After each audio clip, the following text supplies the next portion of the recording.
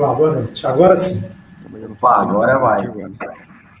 Bom, estou aqui, agora está melhor? Agora eu vejo vocês. Tá, agora tá bom. Bom, desculpa a confusão, gente. Eu sei que a gente estava ao vivo ali, mas eu achei que no celular ia funcionar tão bem quanto. Não tem problema. Esse é o risco de quem faz ao vivo, né? Bom, boa noite novamente. Agradeço o convite mais uma vez. Um prazer estar aqui com vocês. E parece que foi ontem, né, que a gente começou a nossa parceria. Sim. Fazem 11 anos já. Bom, eu queria que você falasse um pouco, Guilherme, como foi o começo mesmo, quando tudo começou, né? Lá atrás, eu sei que vocês começaram pequeno. Queria saber se você tinha essa ideia, já essa visão, de que a XP poderia crescer como ela cresceu, virar essa empresa tão grande, tão valiosa que ela é hoje. Bom, José, eu confesso que não. Quando eu comecei a empresa... Aliás, eu comecei a empresa de uma forma super inusitada. Eu trabalhava numa corretora que não existe mais e um belo dia a minha área foi cortada e eu fui demitido. Essa corretora que eu trabalhava há 20 e poucos anos atrás teve que enxugar a despesa e aí acabaram me enxugando na época lá. E a empresa começou por isso. Eu não, obviamente que ser demitido não é uma coisa agradável. Eu comentei com meu pai na época que não é empresário, é médico. E ele falou comigo: Guilherme, fique tranquilo que bons executivos nunca são mandados embora. Eu tinha comentado com ele algumas semanas antes que eu tinha escutado alguns boatos que a corretora ia cortar a despesa e eu estava preocupado. E ele me deu esse conselho. E eu fiquei tranquilo e quando eu fui demitido foi um sentimento muito ruim, muito estranho, né? E eu quis fugir do Rio de Janeiro, eu sou carioca, e foi assim que a XP começou. Falei, olha, eu não quero mais ficar na cidade onde eu nasci, eu não quero ficar perto do meu pai, dos meus amigos, eu estou com vergonha de mim mesmo, eu sou uma pessoa incompetente e eu quero empreender e por mais que eu quebre e dê errado, eu quero controlar minha própria vida. Então foi assim que a empresa começou e no começo minha meta era simplesmente conseguir me sustentar.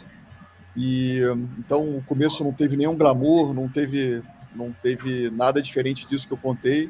E aos poucos eu fui aprendendo a conectar os pontos, a me juntar com pessoas melhores do que eu, aprender a construir uma empresa meritocrática, a liderar, e as coisas foram se encaixando ao longo do tempo.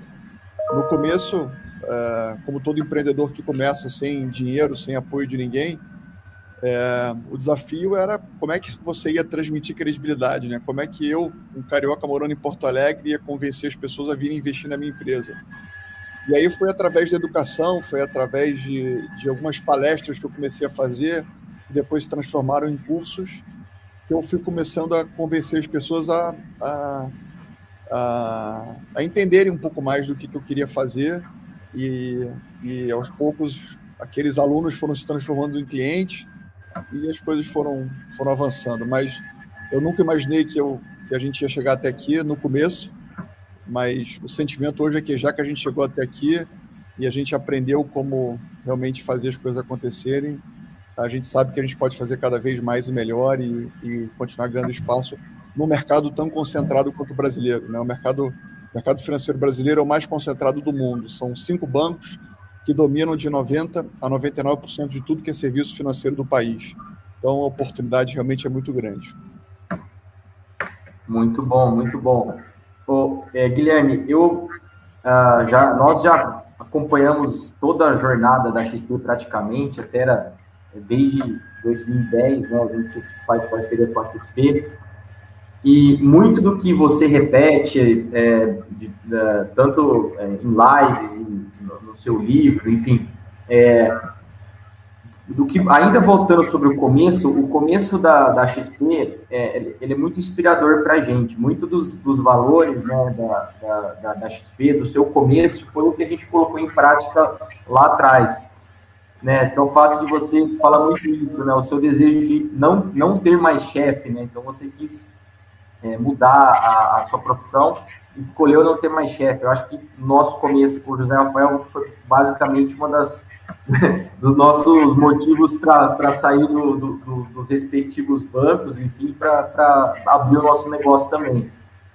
E um ponto importante é a questão da educação, né? Você fala muito isso, você começou a fazer palestras e a gente também se inspirou muito nisso, e lá atrás a gente também não tinha carteira de clientes e a gente cresceu fazendo a educação financeira, né? Então, ainda sobre esse começo, eu queria... como que foi, conta um pouquinho dos desafios desse começo, de sem dinheiro, sem carteira, sociedade, você teve que dividir a sociedade, que hoje virou depois a sua esposa, enfim, esses detalhes interessantes que, para quem não conhece essa história, acho que são importantes de você dividir com a gente. Bom, não conto essa história já tem um tempinho, mas eu comecei a empresa literalmente do zero mesmo. Eu tinha 10 mil reais, que foi o FGTS que eu recebi lá quando eu fui demitido. Eu tinha um carro e como todo empreendedor que começa sem experiência, sem dinheiro e sem a mentoria de ninguém, você monta um business plan que no Excel ele para de pé super facilmente, né? Você puxa a fórmula e em 2, 3 anos você domina o mundo, né? A despesa é sempre flat, a receita sempre cresce, não tem estabilidade. E aí a prática é bem diferente, né? E ainda mais quando você trata de investimento, que é um tema que demora tempo, você tem que ter muita credibilidade. E no começo, coisas que eu achei que fossem dar certo, eu achei que os meus amigos iam confiar em mim, iriam investir na minha empresa. E um conselho que eu já deixo aqui é: se você for começar uma empresa, não conte com seus amigos, não conte com eles, porque eles só vão te apoiar muito tempo depois. E aí o dinheiro foi acabando, porque a empresa não parava de pé. Eu não conseguia no começo, e por mais que a despesa fosse muito pequena, a receita não fazia a conta fechar. E meu dinheiro foi acabando. Eu tive que vender meu carro, e a empresa no começo eu tinha um sócio de Porto Alegre, tinha 2 estagiários. Eu me lembro que um estagiário se formou e como todo estagiário, ele queria ser efetivado, mas eu não podia efetivar ele porque eu não tinha dinheiro mesmo.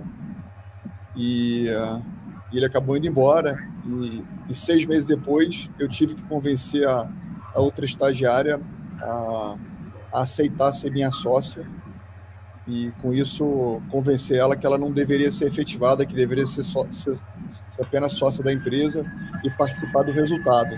Naquela época, ser minha sócia era um problema, não era uma coisa tão boa não, porque a empresa não dava resultado, e ela topou.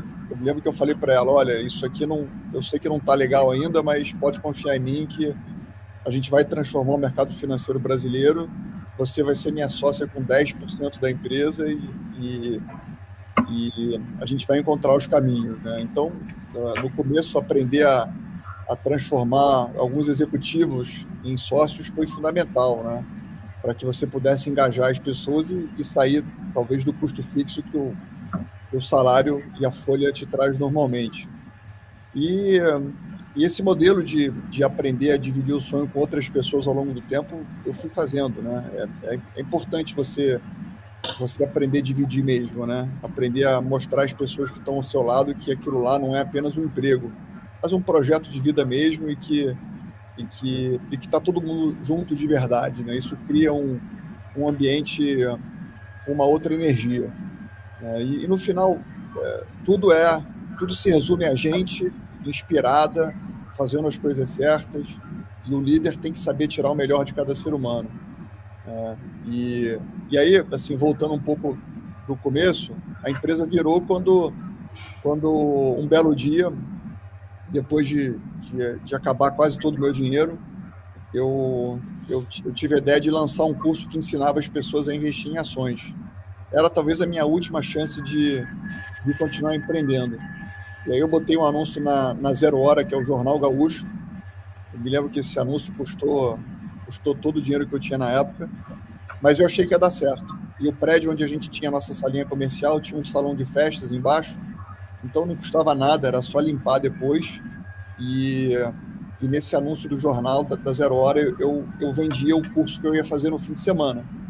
eu imprimi as apostilas na impressora que a gente tinha na empresa e achei que no dia seguinte iam aparecer ali meia dúzia de alunos que iriam aprender comigo e o curso custava R$300. E apareceram 30 alunos, o curso foi um baita sucesso. Eu me lembro que eu achei que eu tinha ficado rico na época, porque eu ganhei R$9 mil no fim de semana, então eu nunca tinha visto tanto dinheiro na vida, e todo mundo depois abriu conta e começou a investir com a gente. Foi ali que eu entendi que se eu quisesse transformar o mercado financeiro, o caminho não era convencer a pessoa a vir aprender, o caminho não era convencer a pessoa a vir investir comigo, o caminho era convencer a pessoa a vir aprender, e quanto mais eu empoderasse as pessoas com conhecimento, mais aquelas pessoas confiariam em mim e começariam a investir na minha empresa. E assim a coisa foi avançando. Legal, muito legal. Muito legal. Eu acho bacana que você comenta que no momento que você foi demitido, né, da corretora onde você trabalhava, acabou surgindo uma oportunidade, né? Ou seja, que era para ser algo ruim acabou sendo algo muito positivo, né? Que era para ser considerado um fracasso, a gente viu que se tornou uma oportunidade que você aproveitou muito bem. Um outro ponto que eu queria comentar também que você colocou é referente à concorrência, né? A gente tem no mercado financeiro no Brasil, até apesar de recentemente ainda aparecer alguns novos players aí, mas o mercado financeiro no Brasil ele é muito concentrado. Eu queria que você comentasse um pouco mais sobre essa visão do mercado financeiro que você tem, né, principalmente em comparação com o mercado lá fora, e também qual que é a sua visão para esse mercado nos próximos anos, né? Como é que você enxerga esse mercado financeiro no Brasil nos próximos anos? O José, até comentando um ponto anterior que você mencionou, eu acho que a principal característica que os empreendedores bem-sucedidos têm entre si é um nível elevado de obstinação. Então, por mais que aconteçam as crises, as coisas aconteçam errado, é justamente essa persistência no tempo, essa capacidade de você cair, levantar, aprender com os erros, ser humilde, continuar insistindo, evoluindo, aprendendo e fazer isso a longo prazo, né? É esse exercício que faz com que cada vez mais você vá na direção que você tanto sonhou. A história da XP, a história de vocês. Eu sei que vocês também começaram do zero, pequenininhos. Então, mais importante do que talvez a parte técnica, óbvio que a parte técnica é fundamental, mas ter o mindset correto, ter essa resiliência de longo prazo, é isso que faz, no final, toda a diferença no mundo. Mas sobre o mercado financeiro brasileiro, comparando ele com o mercado americano, acho que é uma boa maneira de começar a minha resposta. Nos Estados Unidos tem 2.500 bancos, onde 80% do mercado é concentrado em 90 bancos. No Brasil são 5 bancos. No Brasil são mais ou menos 11 trilhões de ativos, onde 90% desses ativos estão depositados dentro desses bancos. O produto mais conhecido do Brasil chama-se caderneta de poupança, tem mais de R$1 trilhão. O sistema financeiro, em 2021, ele vai fazer 800 bilhões de reais de receita. A XP, ano passado, fez 9 bi, fez 1% desse mercado. Então, vai existir uma transformação muito grande nos próximos tempos, basicamente por 3 motivos. O primeiro é que os juros no Brasil não vão voltar a ser o que eram no passado. Isso realmente obriga as pessoas a terem que investir de verdade.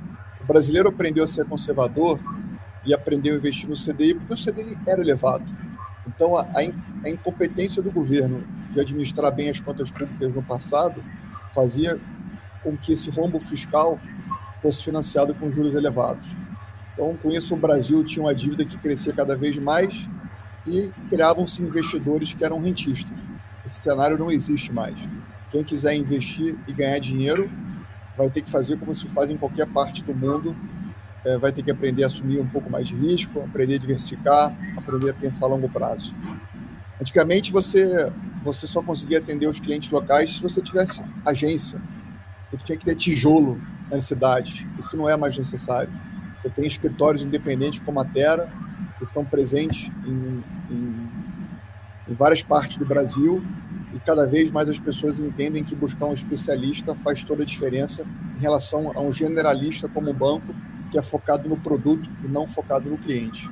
E a terceira coisa, esse ano vai ter uma transformação talvez sem precedente no Brasil, que é o início do Open Banking.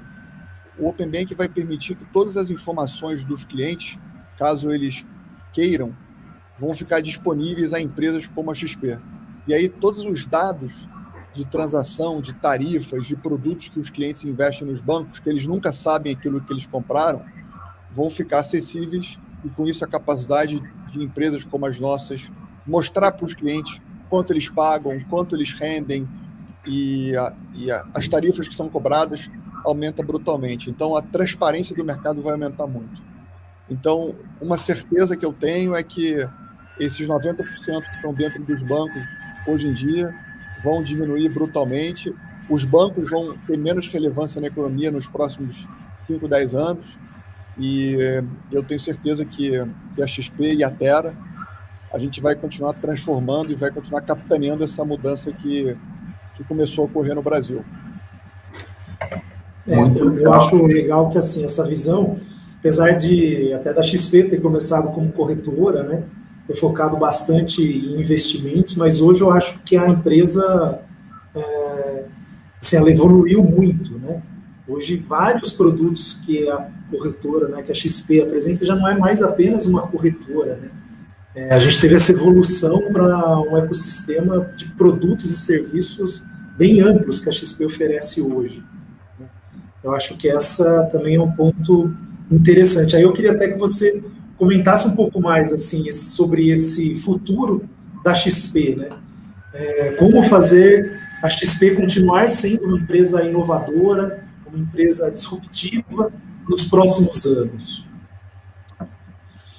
Bom, eu diria que o mais importante para que a gente vá continuando, que a gente continue inovando e trazendo cada vez mais coisas diferentes e cada vez mais mostrando para os clientes que nós estamos focados em todos eles, é criar uma cultura inovadora dentro da empresa. E para isso é um foco muito importante em gente. Eu converso com muitos empreendedores no Brasil e até fora do Brasil, porque a gente se listou na Bolsa Americana, e a maior parte das pessoas acredita, a maior parte dos empresários acham que as suas áreas mais importantes são as áreas comerciais, né? São as áreas que fazem negócio. E a gente discorda disso. A gente aqui no XP acha que a área mais importante é a área de pessoas, é a área que cuida de gente. Então, conseguir fazer realmente uma empresa meritocrática, e acho que toda empresa se intitula meritocrática, por mais anti-meritocrática que seja, mas você conseguir encontrar as pessoas certas no mercado, colocar essas pessoas na posição correta dentro da empresa, aprender a traçar meta, aprender a cobrar meta, aprender a criar a cultura correta, aprender a alinhar a pessoa com você no curto e no longo prazo. São essas coisas que vão permitindo que a sua empresa se transforme num ser vivo e vá te permitindo inovar e se adaptar a todos os cenários que com frequência vão mudando. É gente que faz com que tudo aconteça.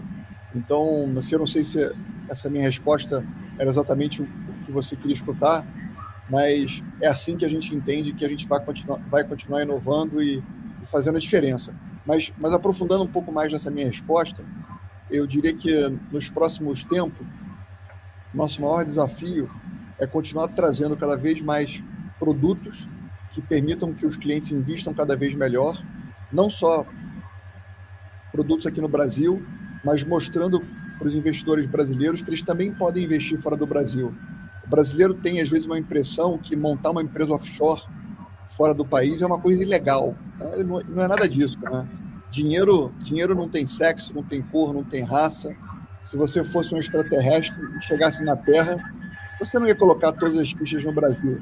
Você ia tentar diversificar de uma forma que você conseguisse estar o mais próximo possível da fronteira eficiente de risco e retorno. Então mostrar para os investidores que eles podem investir melhor no Brasil, fora do Brasil, é um desafio que a gente vem cada vez mais fazendo melhor e cada vez mais construindo uma solução de banking completa. Porque a gente sabe que os nossos mais de 3 milhões de clientes, eles precisam manter uma conta no banco comercial, senão eles não têm conta corrente, não têm cartão de crédito e outros serviços bancários que os bancos tradicionais oferecem.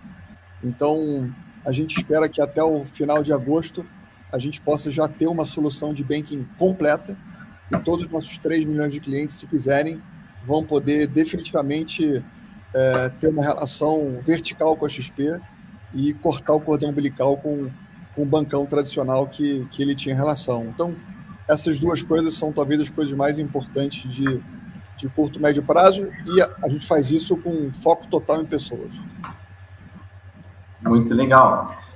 Guilherme, eu queria, assim, uma curiosidade também, e sempre a gente ouviu, né, que a sensação que estamos apenas começando, né? Então, e a XP não para de crescer e a gente sempre se pergunta, será que a XP está... E a gente mira muito na XP porque a gente vai junto via Terra, né? Então, até onde vai a XP na sua cabeça? A XP já revolucionou o mercado, né? Você começou do nada, há 20 anos atrás. Qual é até onde vai o sonho grande do Guilherme? Não sei se você pode dividir isso com a gente. Luiz, essa frase que a gente só está começando, ela não é clichê, não. Ela é verdadeira e os dados provam isso. O nosso market share de receita do sistema financeiro é 1%. Esse ano eu acho que talvez possa beliscar 2%, mas é muito pequeno ainda. E óbvio que é fundamental traçar metas, né? Eu me lembro que você vai lembrar que aos 4, 5 anos atrás a gente traçou a meta de atingir R$1 trilhão, né? Na época lá, muita gente achou que aquilo era uma maluquice, né?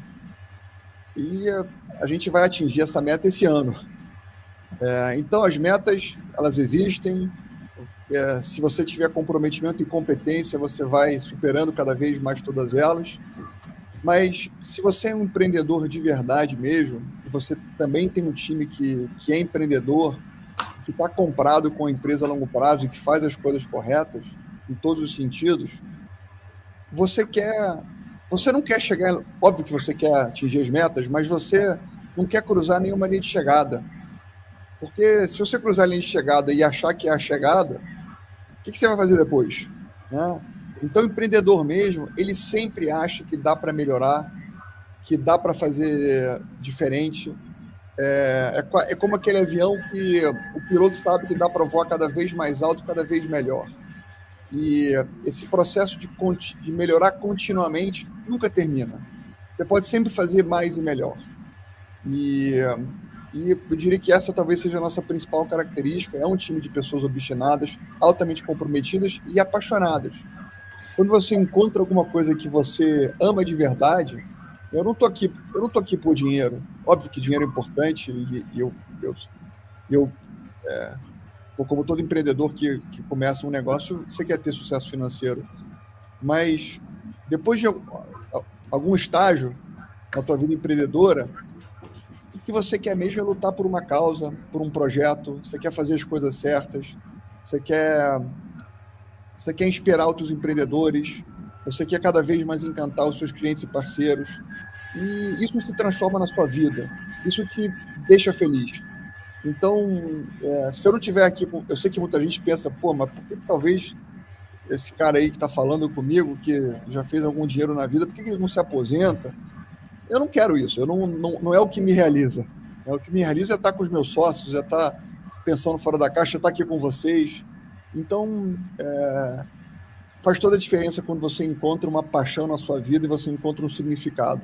Não que você não tenha sua família, não tenha seus amigos, óbvio que isso tudo é fundamental também, mas encontrar o seu propósito de vida faz diferença e faz com que você faça com tanto amor as coisas que as coisas ficam bem feitas e aí elas dão certo.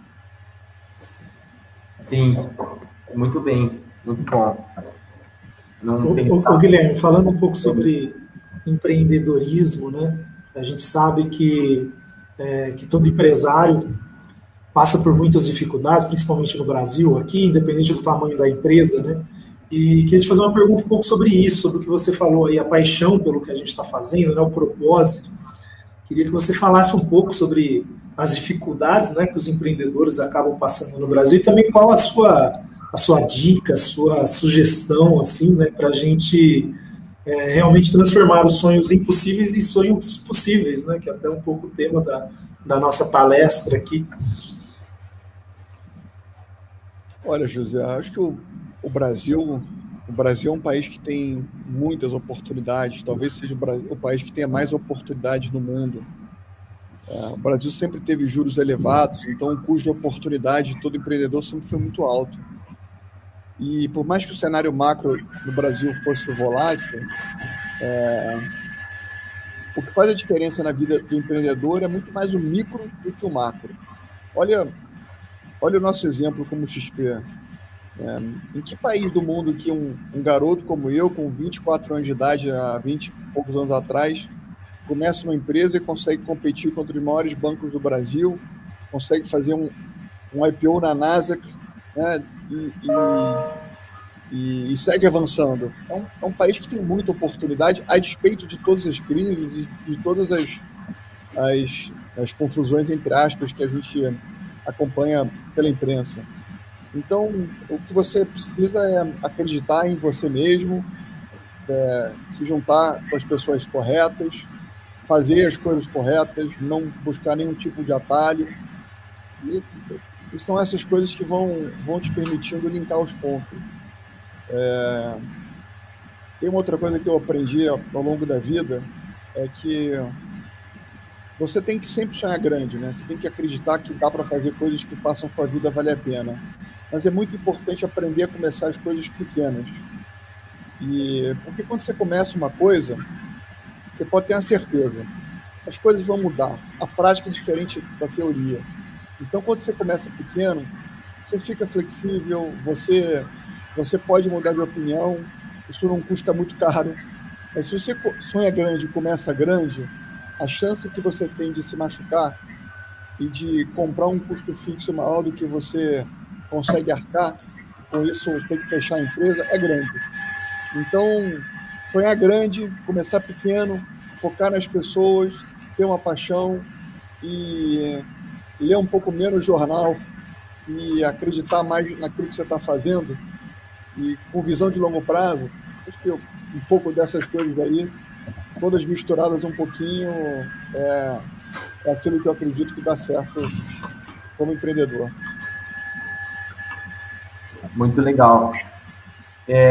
Tem um detalhe dentro do caminho da XP e obviamente da Terra, tem um ponto que é muito curioso, já é natural do nosso negócio, que é a questão do partnership, né?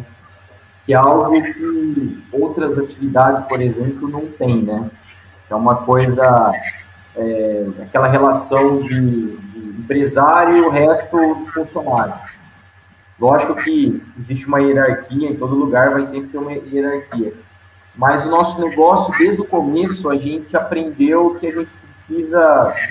Você sempre fala de pessoas e pessoas, e o nosso negócio é um negócio de longo prazo, né? E o partnership já é uma coisa inerente à XP, e, obviamente, até por questões formais nossas, também de regulatórias, mas também por questão de desenvolvimento e uma visão a longo prazo. Eu queria que você falasse um pouco da questão do partnership. Hoje a XP, ela tem outros sócios, né? Você tem uma participação importante na XP, mas relativamente você tem outros sócios. Como que você vê essa questão para dividir o bolo para crescer, né? A gente tem outros sócios importantes na nossa empresa, assessores importantes na nossa empresa. Como que é na sua cabeça essa questão de dividir para crescer, vamos dizer assim? Bom, Luiz, eu diria que a maior parte dos empreendedores ainda preferem ser donos, né? E preferem não ter sócios, e não tem certo nem errado, tem aquilo que você acredita. Eu aprendi na minha carreira que quando você aprende a dividir e as pessoas passam a se sentir na prática como donas da empresa, como sócias da empresa, o comprometimento delas aumenta brutalmente. Uma coisa é a pessoa ser minha funcionária, outra coisa é ela ser sócia da empresa. Quando ela é funcionária, ela tem um trabalho. Quando ela vira sócia por mérito, ela tem um projeto de vida. Então, quem é empreendedor vai entender isso que eu estou dizendo, né? Quando você ainda não empreende, você acha que empreender é a sua liberdade. Não, agora eu montei meu negócio, vou ter tempo livre, não vou ter mais chefe, né? Vou poder... E ao contrário, quando você empreende e você é comprometido com o seu negócio, você está lascado, né? Porque você trabalha 24/7. Você atende o cliente a qualquer hora, você está próximo da equipe a qualquer momento, e aquilo vira sua vida, né? Ninguém empreende querendo dar errado, e você dá tudo que você tem. Então, construir regras que permitam que esse processo de atração de talentos internos se transforme em sociedade, e isso possa ser ajustado ao longo do tempo, isso faz com que as pessoas queiram crescer na empresa de verdade e alinhadas a longo prazo.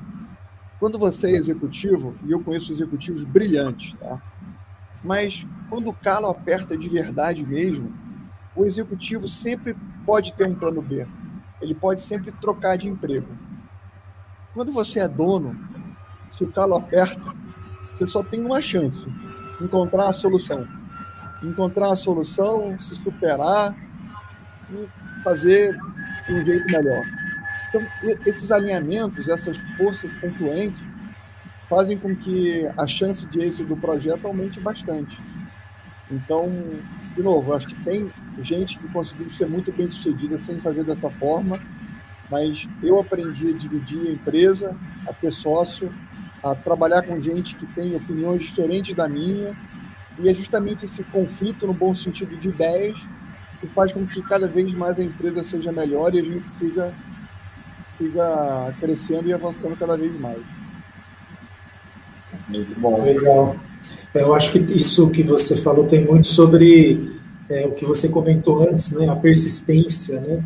Eu acho que a própria XP ela tem um histórico positivo de crescer em épocas de crise, né?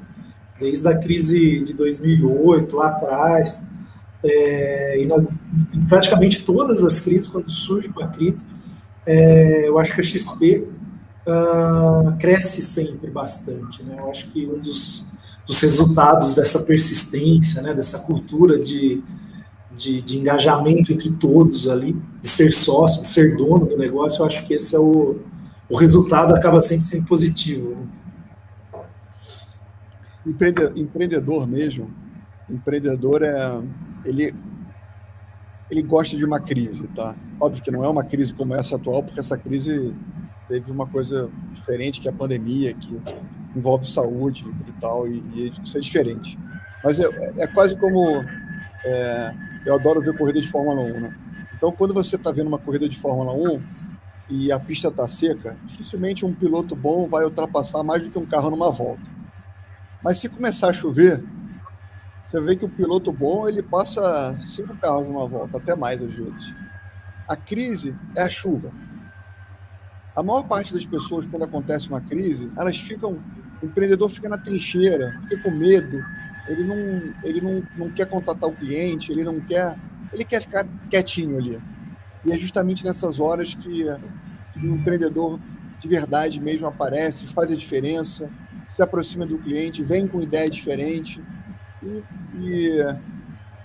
todas as crises a gente cresceu, a gente fez a diferença no mercado, na vida das pessoas,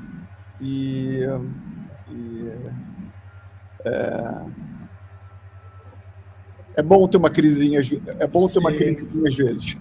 Acelerar na chuva, né? Acelerar na chuva faz parte também. Faz parte, Isso aí. Só fazer mais uma pergunta referente principalmente agora a esse momento que estamos vivendo, né, de momento de pandemia. Lógico que é um momento complicado, não apenas pela crise sanitária, mas pelas, enfim, milhares de mortes que estamos tendo, né?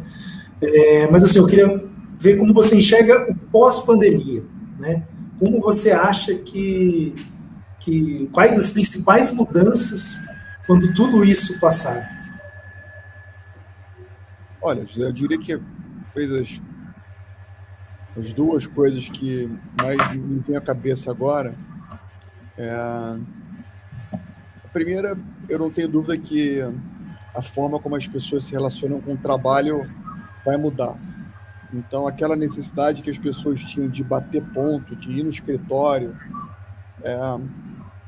aquilo não se faz mais tão necessário quanto antes. Não que as pessoas não tenham que se encontrar de vez em quando, mas ir todo dia no escritório, ainda mais em cidades grandes como é a XP hoje em dia em São Paulo, onde na média as pessoas gastavam mais de 2 horas por dia no trânsito, não precisa.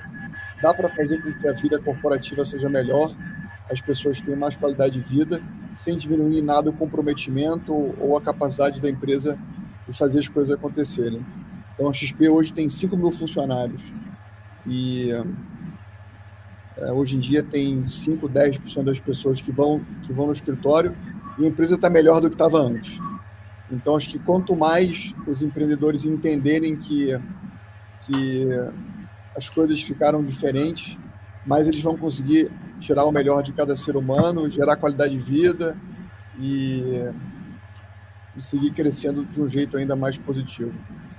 A outra coisa é que as pessoas se obrigaram a ficar mais digitais, porque por tanto tempo sem sair de casa, sem poder ir no banco, sem poder ir num restaurante e tantas outras coisas desse tipo, você teve que aprender a usar o seu iPhone melhor, baixar o aplicativo na Apple Store. Então, eu diria que a gente deve ter avançado aí uns 5, 6, 7 anos no tempo e as pessoas estão muito mais conectadas do que estavam anteriormente.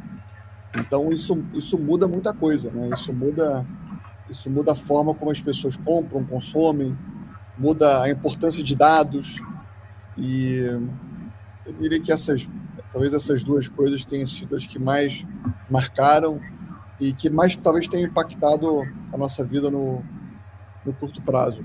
E falando um pouquinho sobre economia, tá? Não sei se você tinha um pouco dessa intenção também, a gente está muito otimista com a economia esse ano e no ano seguinte. A gente acha que esse ano a economia deve crescer entre 5,5% e 6%.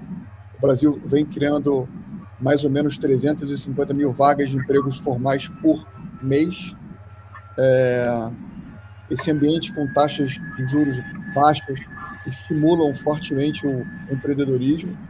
Ano que vem a gente acha que o Brasil deve crescer entre 2,5% e 3% no mínimo. Então, 2021 e 2022 não seria desprezível que a nossa economia crescesse algo entre 9% e 9,5%. Então, a gente está otimista e como o Brasil é um país que acaba tendo uma correlação grande com commodity e teve uma expansão monetária muito grande no mundo, com os bancos centrais injetando muita liquidez no sistema, quando você faz isso, você intensifica a indústria de base e aí a demanda por ferro, por aço, por commodity agrícola aumenta brutalmente. O Brasil exporta bastante isso. Então, nos próximos tempos, a gente deve ter uma balança comercial bastante favorável e isso faz uma apreciação cambial. Então, o câmbio deve voltar um pouco mais na direção de 4,50, algo em torno disso. Então, o câmbio se aprecia, economia mais forte, emprego crescendo, empreendedorismo em alta e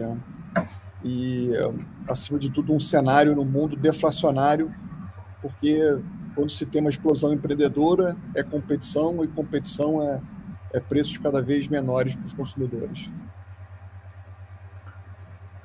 Muito bom. Aproveitar que você falou um pouquinho de cenário, sei que a gente está chegando perto do fim, uma curiosidade também, questão das eleições, né? Você tem essa visão otimista de crescimento, mas a gente aprendeu também que tanto faz para nós as eleições, né? Lógico, o cenário fica nervoso, mas se deu crise, aparece oportunidade, a gente se adapta, mas o Brasil, ao mesmo tempo, tem instituições mais fortes.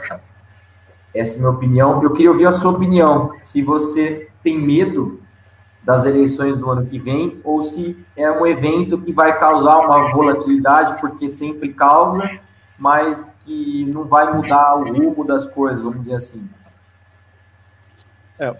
Você falou tudo, é exatamente isso.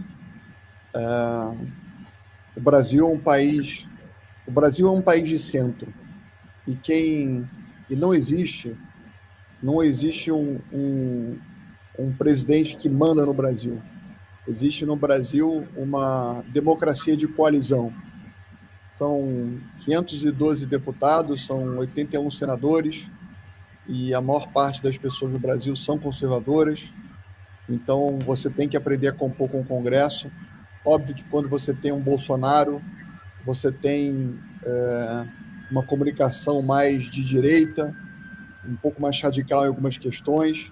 Quando você tem, talvez, um Lula, você tem uma comunicação mais de esquerda, voltada mais a sindicatos e MSTs e coisas desse tipo. Mas quando sentar na cadeira do presidente, tem que jogar conforme as regras, tem que gerar emprego, tem que gerar renda, tem que estimular o empreendedorismo, senão as pessoas vão para a rua e você não termina o seu mandato. Então, vai ter sim volatilidade, como sempre tem, mas posso afirmar com toda certeza que o Brasil vai continuar crescendo e as oportunidades vão continuar aparecendo. Muito bom. Legal. Guilherme, você acabou falando um pouco sobre a questão de trabalho, né, de home office. Aí eu também fiquei com uma curiosidade sobre o novo empreendimento da XP, né, que foi batizado de Vila XP. Queria saber se você pode até falar um pouco sobre esse projeto, o que vocês imaginam para esse projeto, se é que pode falar, não sei. Não, posso falar sim, um prazer. A gente está montando uma sede nova em São Paulo. Essa matriz nossa nova, ela vai ficar em São Roque. São Roque fica a 35 minutos da capital. E a gente vai continuar tendo um espaço importante na capital, em São Paulo. Hoje são mais ou menos 10 mil metros quadrados, mas a matriz vai ser construída, aliás, vem sendo construída num ambiente super inspirador. Então, a gente comprou uma área de 1 milhão de metros quadrados e a gente está construindo uma sede estilo Silicon Valley. Então, é um espaço que tem muitas quadras esportivas, tem centro de convenções, tem área de lazer, e vai ser o nosso ponto de encontro. Não é um lugar onde as pessoas precisam bater ponto todo dia, mas é um lugar onde a gente vai se encontrar, e a gente acha que as pessoas vão no escritório entre 1 e 2 vezes na semana, muito com o intuito de fazer treinamentos, de trocar melhores práticas, de lançar projetos, de fazer algumas reuniões mais importantes, de integrar as áreas. São coisas que a gente entende que vão ser melhores feitas presencialmente do que virtualmente. Então, a Vila XP vai tangibilizar esse conceito Anywhere, que a gente acredita que é uma tendência que a pandemia mostrou que funciona e que faz as coisas ficarem melhor. Então, a Vila começa a ficar pronta agora em janeiro. São 4 fases, e a 4ª fase termina entre agosto e setembro do ano que vem. Então, assim que estiver pronta... Já está quase pronto, então. Tá quase pronto, mais ou menos. Tá chegando. Obra é sempre aquela coisa que... Sim. Mas tá indo, tá chegando lá. Mas eu diria que mais um ano tá com uma boa convicção. Poxa, legal. Tá bem pronto, e assim que a gente tiver a data da inauguração, quero ver vocês lá com a gente. Com certeza, com certeza. Com certeza.